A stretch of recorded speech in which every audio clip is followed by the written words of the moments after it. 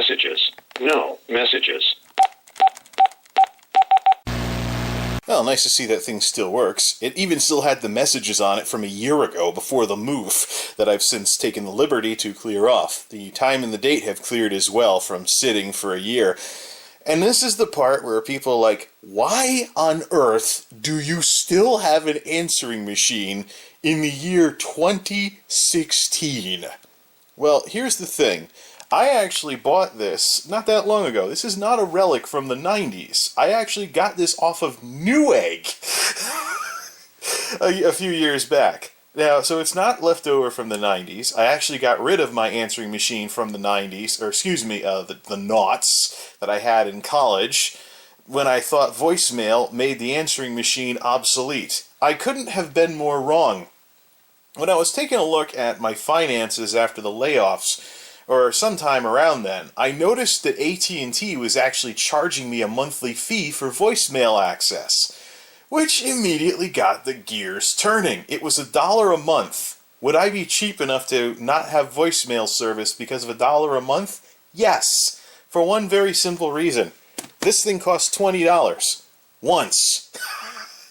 So after about a year and a half of old school phone service with voicemail, this thing is more worth it because it's a fixed cost instead of something that's ongoing. As silly as that may sound, and as splitting hairs as that may sound, it's also simpler. You get home, you push the button. Messages. You don't have to worry about what's the number to call in, what was my passcode again, I'm actually very tempted to hook this back up and have it answer at less rings than the voicemail service. So this thing fills up first, and then everything goes to voicemail. Just gotta do some tinkering to get that working properly. Oh, but what about when you're not at home and you want to check your messages? That's what the remote code is for. Just don't leave it on the default that everybody can guess. So,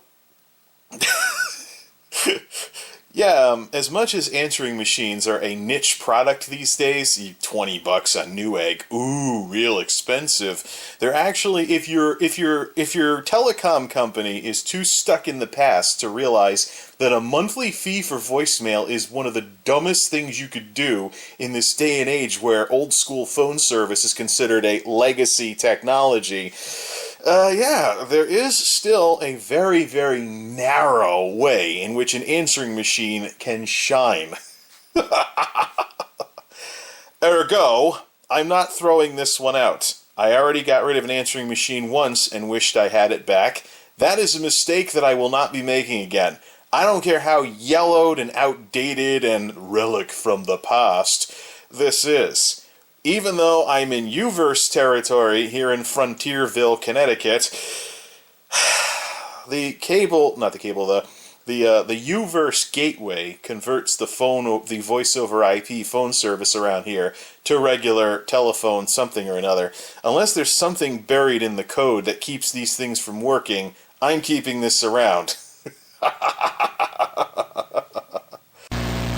Oh, and for the people who really want to get nostalgic here... Hello. Please leave a message after the tone.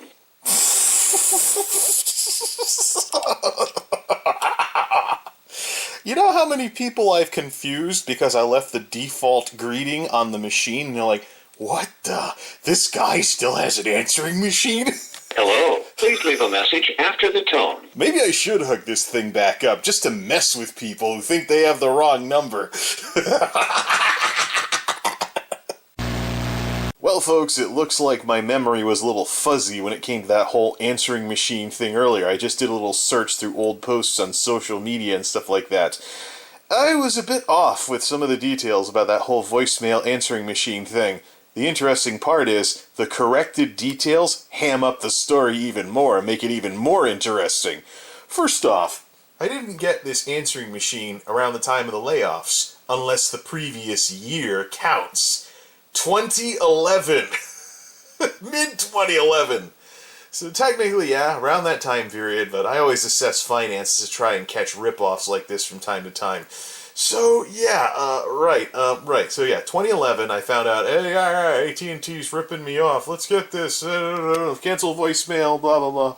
So basically, and you know what? The dollar amount was off too. I was correct that they were charging monthly for voicemail, but it wasn't $1 a month. It was actually $10 a month. The line item was called AT&T Unified Messaging, and it was an amalgamation of email and voicemail for $10 a month as a line item on your bill. That, I thought, then and now, was stupid. It was the post-Gmail era. I already had Gmail accounts by then. And they wanted to charge me monthly for voicemail? I say voicemail because I seriously hope that they weren't charging me any significant amount of money for that virus-prone, spam-ridden ISP email account that I had back in those days. The good news is I don't think they were, because Frontier discontinued that foolish practice. The phone part of my services bundle actually costs less under Frontier than it did under AT&T for superior service. Thank you very much. So yeah, very, very interesting. So it looks like they didn't continue that stupidity when they took over AT&T Wireline Connecticut. So yeah, $10 a month. I'm just gonna assume that $10 a month was mostly for voicemail. But either way, that adds up pretty quickly when an answering machine is $20 one-time deal. Yeah, sometimes you gotta check the numbers before saying that something has gone obsolete.